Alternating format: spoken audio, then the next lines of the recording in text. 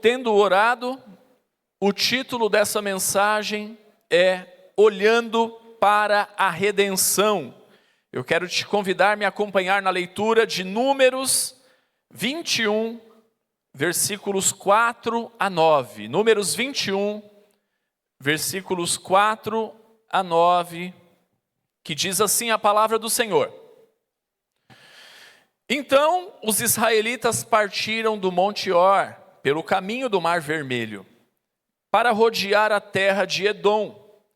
Mas o povo se tornou impaciente no caminho e falou contra Deus e contra Moisés, dizendo: por que vocês nos tiraram do Egito, para que morramos nesse deserto, onde não há pão nem água? Já estamos enjoados dessa comida ruim. Então o Senhor mandou para o meio do povo cobras venenosas, que mordiam o povo, e morreram muitos do povo de Israel. Então o povo foi a Moisés e disse: nós pecamos, porque falamos contra o Senhor Deus e contra você. Ore ao Senhor, pedindo que tire de nós as cobras. Então Moisés orou pelo povo. O Senhor disse a Moisés: faça uma serpente e coloque-a sobre uma haste. Quem for mordido e olhar para ela viverá. Moisés fez uma serpente de bronze e a pôs sobre uma haste. Quando alguém era mordido por alguma cobra, se olhava para a serpente de bronze, ficava curado. Amém. Queridos, nós seguimos hoje com a série de exposições bíblicas, Sombras da Cruz. E ela tem o propósito de preparar o nosso coração para vivenciarmos da maneira correta a Páscoa que se aproxima, enxergando a nossa culpa e a necessidade do Salvador, Jesus Cristo. Porque se não enxergarmos a nossa culpa e não tivermos esse anseio, essa necessidade do Salvador Jesus Cristo, a Páscoa não tem lugar na nossa vida. E nós temos discorrido até então nos 2 primeiros livros da Bíblia. Porém, hoje nós avançamos um pouquinho mais, uma vez que toda a Escritura, ela aponta para Cristo. Ele é a mensagem central de toda a Escritura. E para facilitar hoje a nossa compreensão, eu dividi essa mensagem em 2 pontos. E o primeiro ponto eu chamo de: o que isso quer dizer? O que isso quer dizer? Bom, vamos entender um pouquinho do contexto. Nesse episódio, o povo ele estava marchando para a terra prometida, quando tudo isso aí aconteceu. E essa narrativa aqui do capítulo 21, ela retoma a história abandonada no capítulo anterior.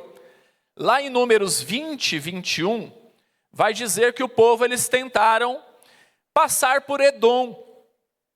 É um país. E eles foram impedidos de passar por Edom. Vai dizer que o rei e todo o povo, os edomitas, eles se colocaram lá na frente e falaram: vocês não vão passar por aqui. E aí com isso eles tiveram que fazer um caminho muito mais longo, contornando ao leste. Eles não puderam passar por Edom. Não é de hoje que a gente gosta de fazer o caminho mais rápido, o caminho mais curto. Mas eles foram impedidos de fazer esse caminho mais curto. E aí eles estão fazendo um caminho muito mais longo. E aí, queridos, eles andando por essa rota mais longa, contornando Edom pelo leste, fato é que as exigências da vida no deserto, mais uma vez levou o povo a se queixar. E aí esse povo quase não reclamava, né? E eles começam a reclamar, murmurar mais uma vez, porque isso aí já tinha acontecido outras vezes. Só que essa murmuração, essa reclamação, ela foi diferente das anteriores.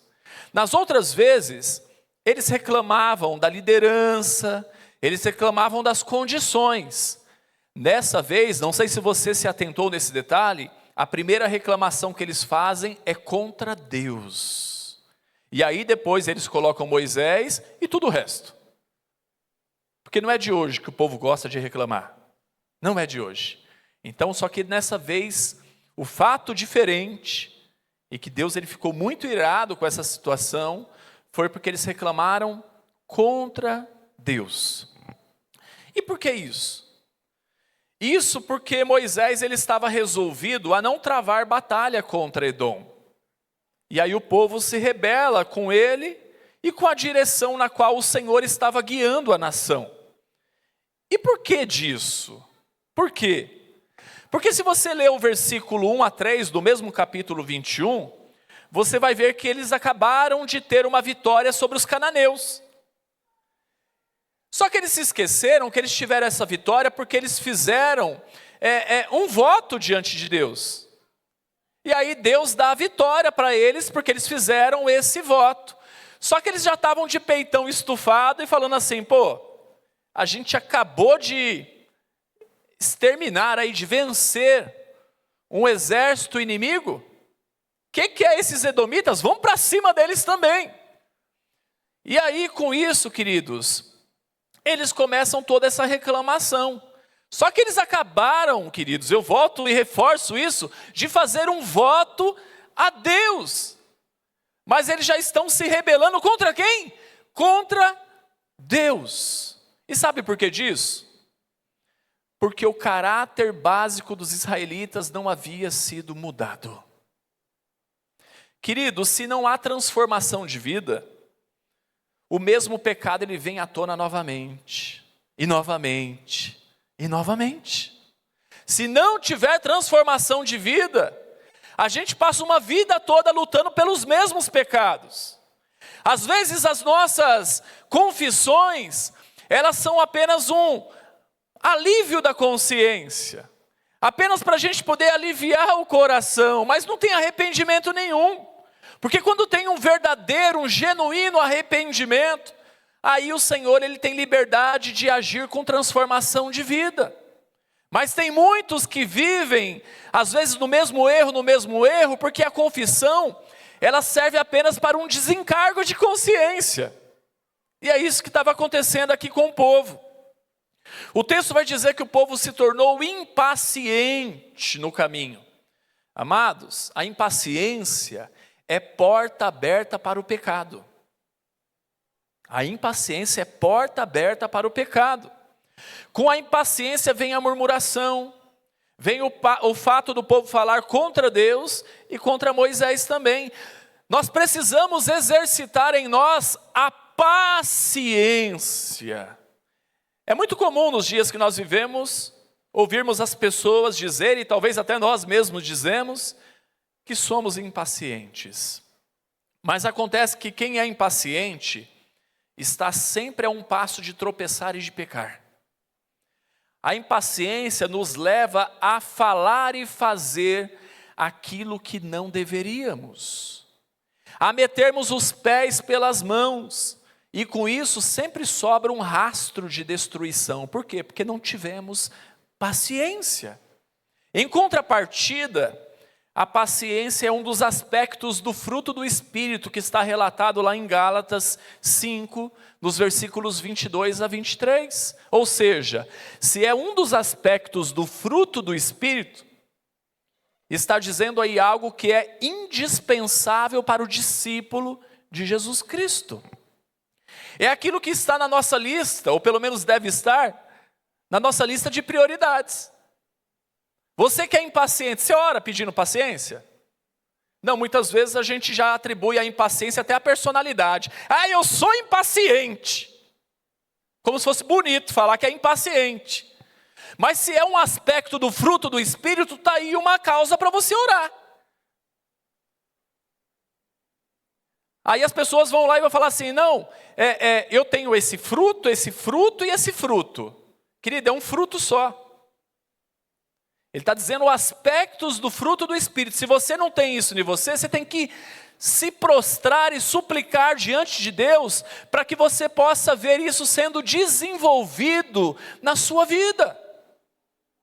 Muita gente fala besteira e faz besteira e fala, é porque eu sou impaciente. É pecado. É pecado falar besteira e fazer besteira. É pecado o rastro de destruição que fica depois. A gente precisa de controlar a nossa vida. A gente precisa de controlar a nossa língua.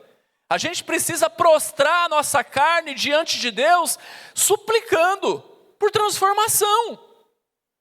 Se não tem, está aí um alvo a ser buscado. Olha o que diz Tiago 5, versículos 7 e 8. Portanto, irmãos, sejam pacientes até a vinda do Senhor. Eis que o lavrador aguarda com paciência o precioso fruto da terra, até receber as primeiras e as últimas chuvas. Sejam também vocês pacientes e fortaleçam o coração, pois a vinda do Senhor está próxima. E hoje está muito mais próxima do que nesse tempo que foi escrito. Muito mais próximo. Queridos, eles reclamaram contra Deus e contra Moisés por falta de água e de comida aceitáveis no deserto. Na versão que nós lemos diz assim: já estamos enjoados dessa comida ruim. Na NVI, eu acho um tanto mais pesado ainda, vai dizer: já estamos fartos dessa comida miserável. E é isso que o povo estava dizendo ali. O Senhor castigou os israelitas porque eles se queixaram do maná que lhes fora enviado no deserto. Mais tarde, Jesus, ele disse assim, que ele era o verdadeiro pão do céu. O maná que dá vida ao seu povo, está lá em João 6, versículo 32 a 40. Então percebe por que irritou tanto a Deus? A maneira como eles falaram do maná, da comida, da provisão de Deus, isso aí apontava para Jesus. Ele falou depois que ele era o pão que desceu do céu.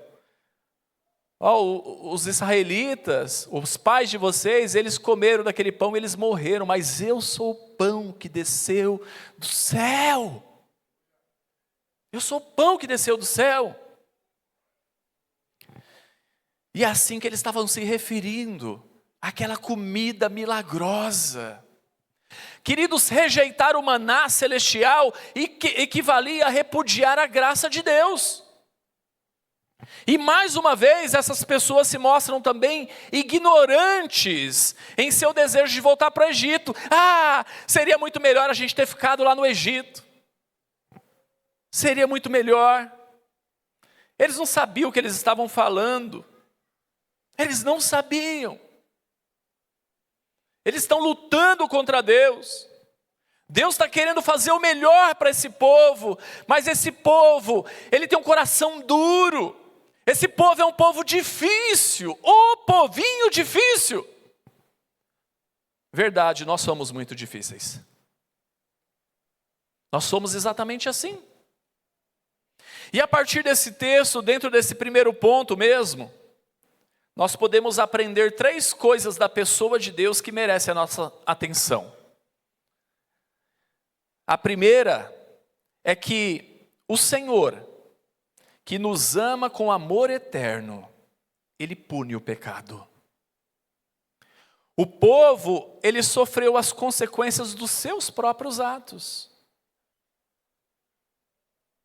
Deus pune o pecado. Deus pune o pecado. Olha o que diz Ezequiel 18, na parte B do versículo 4. A pessoa que pecar, essa morrerá. Olha o que diz Romanos 6, 23.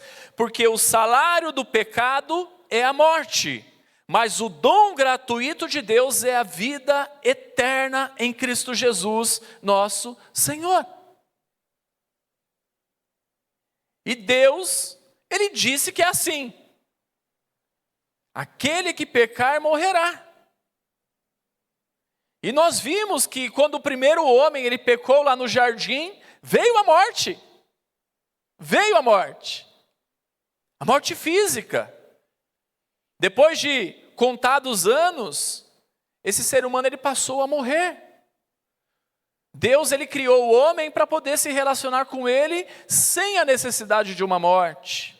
Mas acontece que a morte, essa é um castigo de Deus, consequência do pecado do homem. Aquele que pecar, morrerá. E assim o Senhor, ele enviou serpentes venenosas, que morderam e mataram muitas pessoas. Comentaristas vão dizer que naquela região já era normal ter serpentes, só que Deus, ele fez o aglomerado daquelas serpentes ali. Algumas Bíblias vão dizer serpentes abrasadoras. E aí os comentaristas vão dizer que era uma característica meio avermelhada, que com o sol que batia sobre aquela serpente fazia ela brilhar. E essas serpentes começaram a morder muitos ali. Muitos morreram. Até que eles se arrependem. E eles confessam a Moisés que falaram contra o Senhor e contra ele, e pedem para que Moisés ore ao Senhor, clamando pela remoção das serpentes. É isso que eles fazem. É isso que eles fazem. Queridos, e talvez a gente passe aqui direto na história sem reparar num detalhe muito significante. Contra quem mesmo que eles falaram? Contra Deus e contra Moisés. Aí eles foram lá e confessaram para Moisés, né? Moisés, a gente pecou, a gente tem consciência disso. Ore ao Senhor e peça que Ele remova as serpentes, porque a gente falou mal de Deus e a gente falou mal de você. Moisés é perdoador. Porque ele poderia ter falado, bem feito, vocês falaram mal de mim? Talvez se fosse muitos de nós aqui, falou mal de mim? Agora sofra a consequência dos atos de vocês. Eu quero mais é que vocês morram. Mas Moisés não faz isso. O que o texto vai dizer que ele faz? Ele vai orar ao Senhor. Ele vai orar. Queridos, as Escrituras dão testemunho de Moisés como homem manso. Lá em Números 12, 3 vai dizer, Moisés é um homem manso. E assim é que os líderes devem ser. E assim é que eu e você devemos ser. Meu amado, você é alguém perdoador? Ou será que você ia corresponder à característica que eu disse aqui de um possível Moisés que não é ele? Você falou mal de mim? Não, vou até orar, mas eu vou falar ao Senhor. Faz ele sentir primeiro. Sabe, dá uma castigada, aperta bastante. Aí depois tem a misericórdia. Não, Moisés é alguém perdoador. Eu e você precisamos ser alguém perdoador. Ser perdoador é refletir um caráter de Deus. E aí Moisés vai orar ao Senhor. E quando ele vai orar ao Senhor, Deus não fez do jeito que o povo pediu. Porque o povo pediu para Moisés, você viu? O povo já chegou com a receita pronta aqui, né? Moisés, vai lá e ore ao Senhor para que remova as serpentes. Aí Deus falou assim, não, eu tenho um plano melhor, não vou fazer do jeito que esse povo quer não. Aí eles pedem, Deus pede para que Moisés, ele construa uma serpente, uma cobra, e essa é feita de bronze, e que ele coloque numa haste, num poste, de uma maneira que ela fique assim, em um lugar superior, que as pessoas de longe, eles consigam olhar. E aí todos aqueles que fossem picados, fossem mordidos por essas cobras, por essas serpentes, que eles olhando para essa imagem, para essa estátua, eles não morressem, eles fossem curados. O ponto B, a segunda coisa a aprendermos sobre o caráter de Deus nessa questão é que pecado confessado é pecado perdoado. Bastou o povo confessar a sua culpa a Moisés e pedir que Moisés ore a Deus por eles, e Deus respondeu. Em 1 João 1,9 vai dizer assim: se confessarmos os nossos pecados, Ele é fiel e justo para nos perdoar os pecados e nos purificar de toda a injustiça. Esse é Deus. Esse é Deus. Querido, pecado confessado é pecado perdoado. Confesse os seus pecados diante de Deus, e você haverá de receber misericórdia. Ele há de purificar a minha e a sua vida de toda a injustiça. O Hernandes Dias Lopes, ele disse o seguinte: somente aqueles que reconhecem a malignidade do veneno da antiga serpente, somente aqueles que sabem que foram inoculados por um veneno mortal, chamado pecado, é que correm desesperadamente para Deus clamando por misericórdia. Queridos, somos assim no nosso dia a dia? Porque às vezes a gente para de olhar e enxergar a nossa própria miséria. É fácil enxergar a miséria do outro. Mas muitas vezes nós fazemos uma oração tão hipócrita, muitas vezes: Senhor, perdoe os meus pecados, amém. Cara, chama pecado pelo nome. Você precisa de reconhecer a sua miséria. Você precisa de reconhecer sempre a necessidade de perdão e de salvação em Cristo Jesus. Porque quando vai falar do pecado do outro, porque ele pisou no meu pé, ele passou, ele não olhou para mim, aí ele deu uma viradinha, e ele me viu, mas ele fez questão que não me viu. Aí a gente conta com tanto detalhe para Deus o pecado do outro. Mas quando é para falar do nosso pecado, Senhor, você sabe meu coração, eu nem tinha aquela maldade, sabe? O outro que é muito dodóizinho, eu nem falei nada, mas mesmo assim, me perdoa aí, tá? Querido, é necessário arrependimento genuíno. É necessário arrependimento genuíno. Nós precisamos buscar em Deus perdão, transformação de vida. Nós precisamos nos arrepender verdadeiramente. Arrepender-se verdadeiramente é concordar com Deus. Deus, pela sua palavra, diz que tal coisa é pecado, e nós dizemos: sim, Senhor, eu concordo, isso é pecado, me perdoe. O apóstolo Paulo, ele dizia sobre ele mesmo que era o mais miserável de todos os pecadores. Aí nós estamos diante de alguém que reconhece a sua culpa, que reconhece a necessidade que tem em Deus de perdão. Para de ficar terceirizando a maldade apenas para o outro, e enxergue a sua própria maldade. Enxergue. E o ponto C, sobre o caráter de Deus, que nós podemos aprender com essa questão, é que o Senhor exige fé.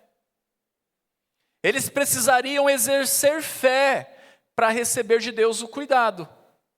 Em Hebreus 11, 6, lá diz assim: de fato, sem fé é impossível agradar a Deus, porque é necessário que aquele que se aproxima de Deus creia que Ele existe e que recompensa os que o buscam.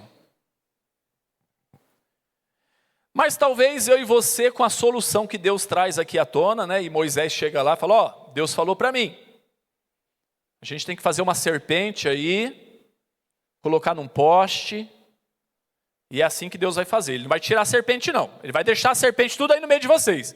Vocês vão continuar sendo picados.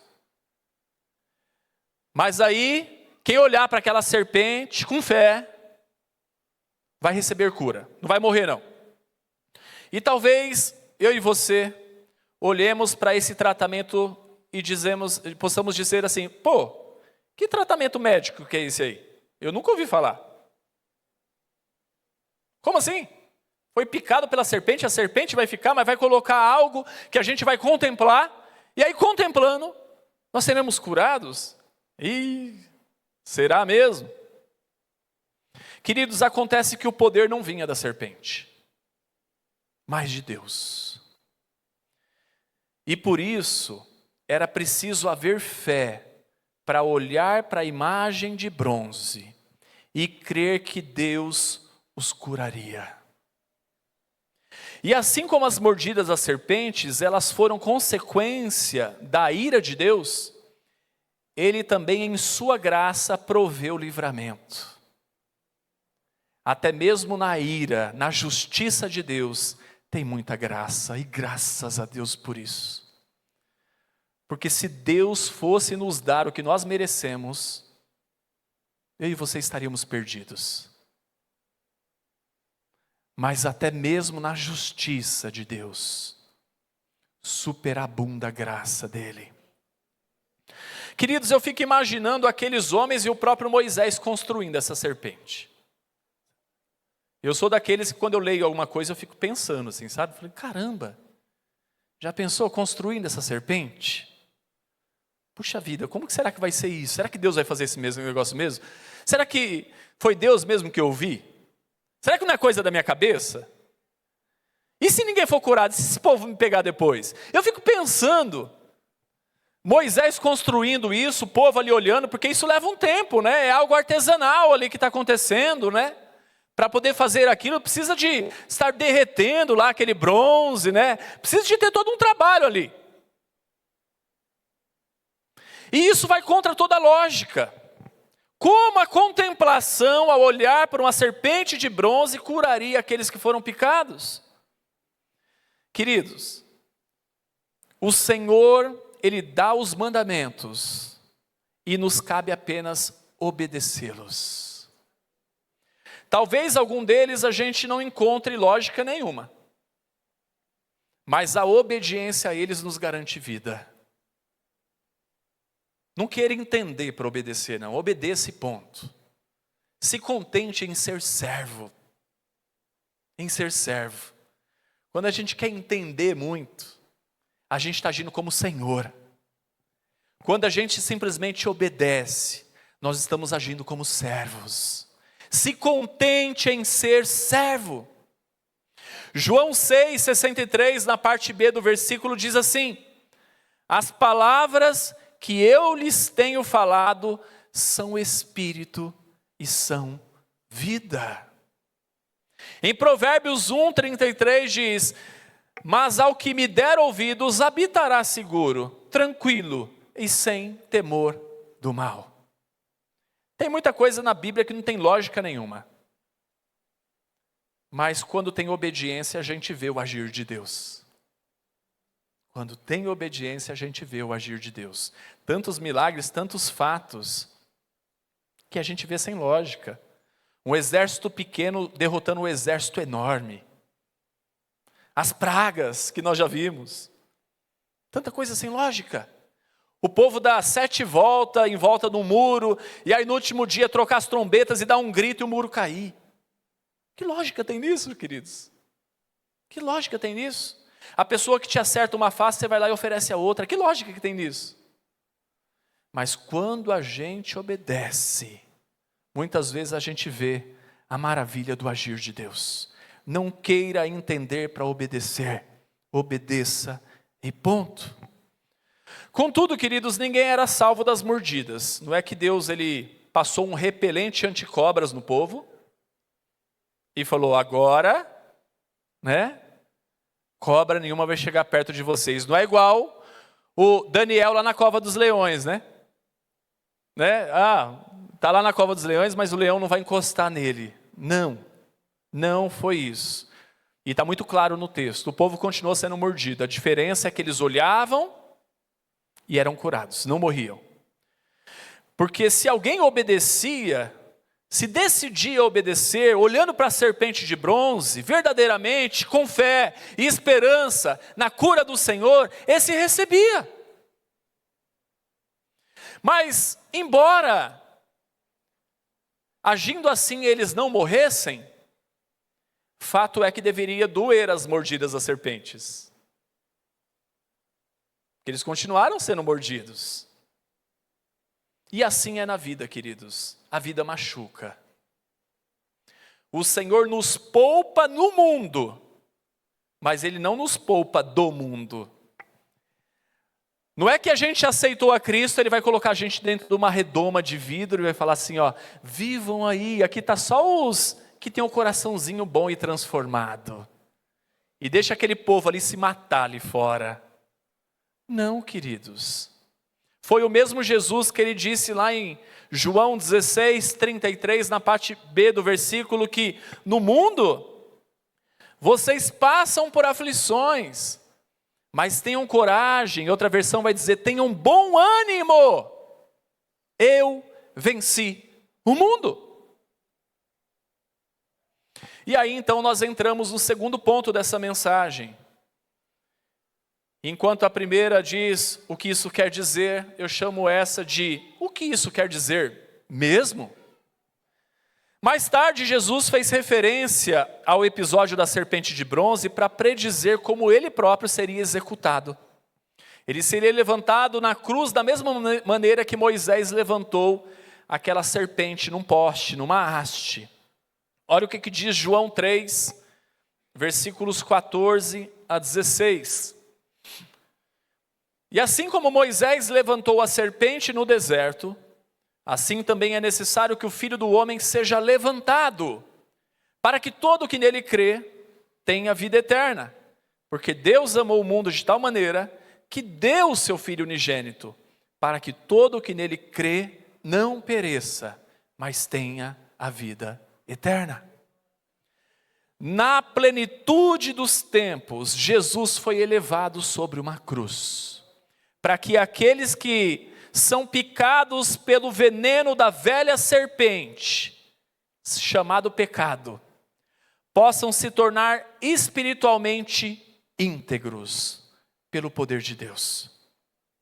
Jesus, ele usa a elevação da serpente como uma ilustração, porque ele mesmo seria elevado sobre uma cruz, e as pessoas olhariam para ele. As pessoas olham para ele e encontram cura. Encontram cura. Na cruz, ele levou todas as nossas enfermidades. O que é isso? É a enfermidade da morte, é do pecado, da separação eterna de Deus. Ele levou sobre a cruz isso. E quando nós olhamos para a cruz, nós encontramos cura, a cura que nos faz vencer a morte. Porque ele disse que crendo nele, nós poderemos desfrutar de vida eterna. O verbo para ser levantado, no original, ele denota tanto ser levantado no espaço, como a crucificação, mas esse verbo também, ele apresenta uma outra característica, um outro significado, que é ser levantado na glória. Então essa palavra no original significa esses dois ser levantados, tanto como crucificação, ser levantado no espaço, como ser levantado na glória. E aqui, queridos, Jesus é glorificado sendo crucificado. Olha que coisa contraditória também. Onde que nos diz isso? João 12, 23 diz isso.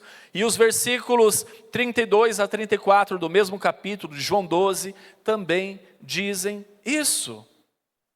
A cruz, ela não foi o fim da sua glorificação, mas ela foi um instrumento para alcançá-la, o que nos diz Atos 2, 33. O Charles Spurgeon, o príncipe dos pregadores, ele disse o seguinte: o pecado é a serpente mordaz, Cristo é a serpente de bronze. Olhe para ele e você viverá. E queridos, assim como os israelitas mordidos pelas serpentes morreram, antes de haver a cruz, né? Aquela serpente lá numa haste simbolizando a cruz. Fato é que a velha serpente do pecado mordeu a todos. Todo ser humano foi mordido por essa serpente do pecado. Todos. E sem Jesus, qual que é a realidade do ser humano? Está morto. Sem Jesus nós estamos mortos. Carecendo todo ser humano de um toque vivificador de Cristo. E isso nos ensina Efésios 2, versículos 1 a 3. Olha o que diz ali.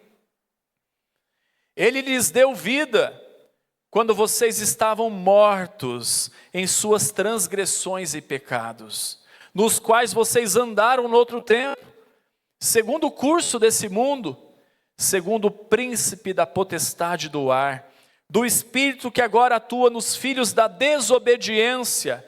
Entre eles, também nós todos andamos no passado, segundo as inclinações da nossa carne, fazendo a vontade da carne e dos nossos pensamentos, e éramos por natureza filhos da ira, como também os demais.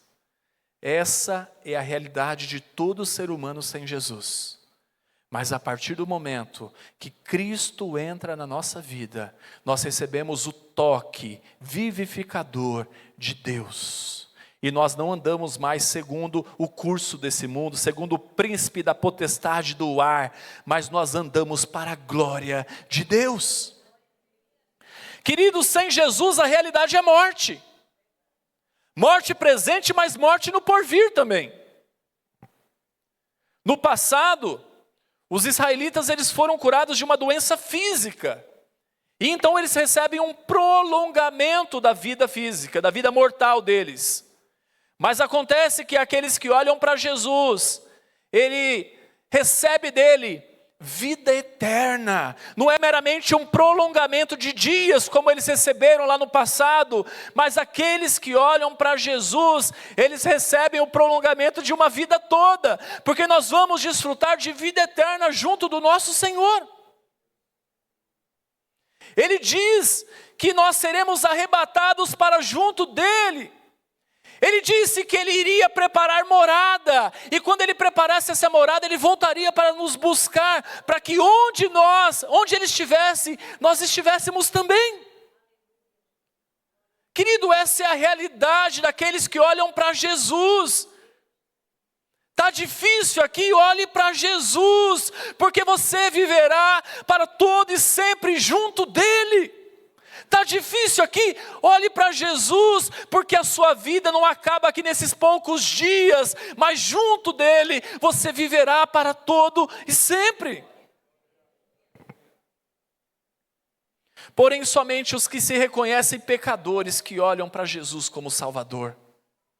E por isso, amados, nós precisamos reconhecer os nossos pecados. Nós precisamos enxergar nele o nosso substituto, uma vez que, por amor a nós, ele sofreu tudo no nosso lugar. É o que nos ensina Romanos 5:8. Porque nós é que merecíamos tal castigo. E assim, quebrantados por tão grande amor, é necessário que nos arrependamos dos nossos pecados diariamente, confessando a Deus em nome de Jesus e reconhecendo o que Ele fez por nós. Como nos diz Colossenses 2,14, cancelando o escrito de dívida que era contra nós, removeu-o inteiramente, cravando-o na cruz. E foi isso que Jesus fez por nós. Não é que não somos culpados. Não, eu e você somos culpados. Mas a diferença é que ele, lendo o seu nome no livro da vida, junto ali vai estar escrito com o sangue de Jesus, perdoado. Eu paguei essa conta. Eu paguei essa dívida. Ele é perdoado no meu sangue. Mas Cristo precisou ser levantado na cruz para ser o nosso Redentor. Ele assumiu o nosso lugar como nosso representante, como nosso fiador, como nosso substituto. Quando Jesus estava na cruz, Deus lançou sobre ele todos os nossos pecados. É o que nos diz 1 Pedro 2,24. Cristo se fez maldição por nós. É o que nos diz Gálatas 3,13. Ele se fez pecado por nós, é o que nos diz 2 Coríntios 5:21, e foi tudo isso que Jesus fez por nós. Ele foi cuspido, escarnecido, açoitado. Todo o veneno que nos matava foi lançado sobre ele. Todo o veneno que nos matava foi lançado sobre ele. O sol escondeu o seu rosto. O Pai não pôde ampará-lo. Ele morreu no nosso lugar. Mas antes de morrer, ele deu um brado de vitória. Ele esmagou a cabeça da serpente. Com seu sangue, ele nos remiu para Deus. E nós não podemos viver indiferentes diante dessa verdade. Nós não podemos. Mas, queridos, com essa certeza e fé, um homem arrependido, ele passa a viver de forma diferente. Amando o que Deus ama e odiando o que Deus detesta. E hoje, para vivenciarmos arrependimento, nós não precisamos mais de Moisés para orar e interceder por nós. Não, nós temos livre acesso ao trono da graça. Nós podemos orar e confessar os nossos pecados e ter o perdão de Deus e a graça dele atuante mais uma vez em nossas vidas. Entenda algo de uma vez por todas. O Evangelho não é sobre o que você faz, mas é sobre o que Jesus fez.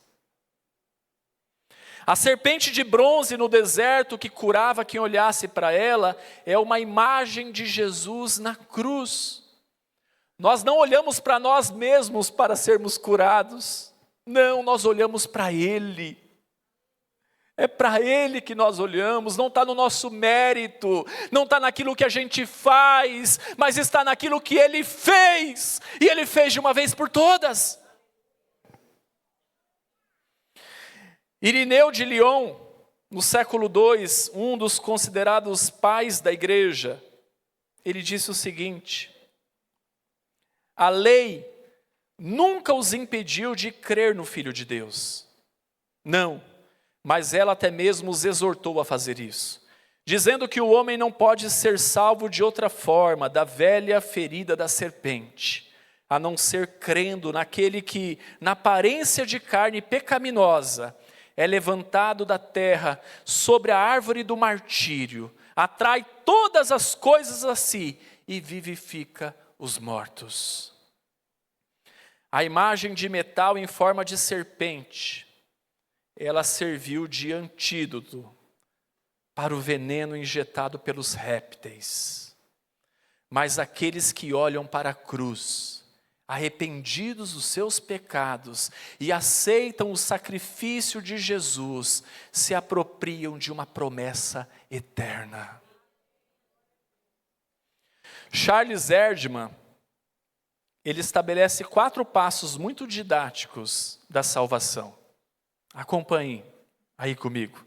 Primeiro, a humanidade, como aqueles israelitas do passado, foi mordida por uma serpente. Mas o veneno mortal que ela instilou nas veias é o ferrão do pecado. Segundo, Deus providenciou um remédio na pessoa de seu filho. Na crucificação deste, vemos o aniquilamento do pecado, pois a serpente levantada na haste figurava a morte do destruidor.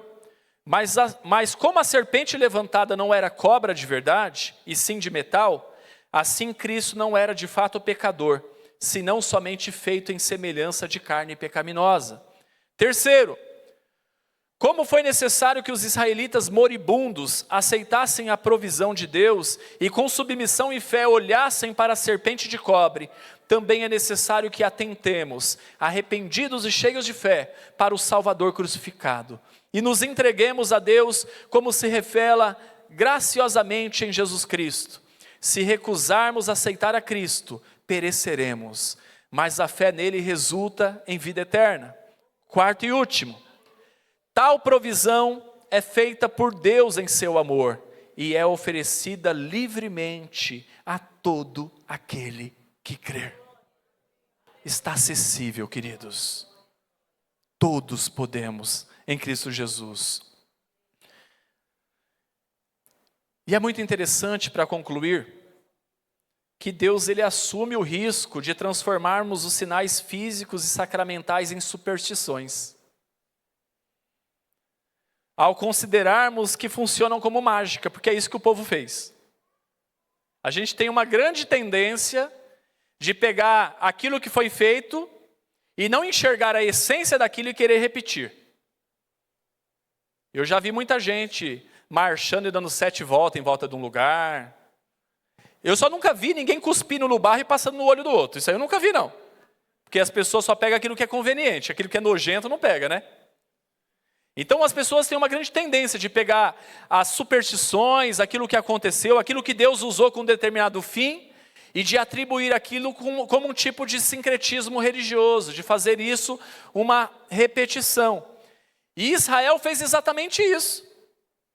Mais tarde, eles pegaram essa serpente de bronze que eles guardaram e eles levaram com ele, e eles começaram a queimar incenso diante daquela serpente, como se tivesse um poder nessa serpente. Ah, queridos, o rei Ezequias ficou tão nervoso com isso que ele quebrou essa serpente em pedacinho. Isso está lá em 2 Reis 18:4. Porque nesse momento, o poder ele não era mais atribuído ao Criador, mas à criatura. Como ser humano, nós temos uma tendência de se perder nas nossas conclusões. Amados, que possamos ter em mente nesse episódio e em tantos outros textos que nos apontam para Cristo, que nós estamos diante de sombras da cruz. Que possamos ter essa convicção. Onde no passado chegou apenas como uma leve marca projetada. Mas quando nós seguimos essa sombra até a sua origem, na plenitude dos tempos, em Cristo Jesus, nós vemos a completude do amor e da graça de Deus presentes.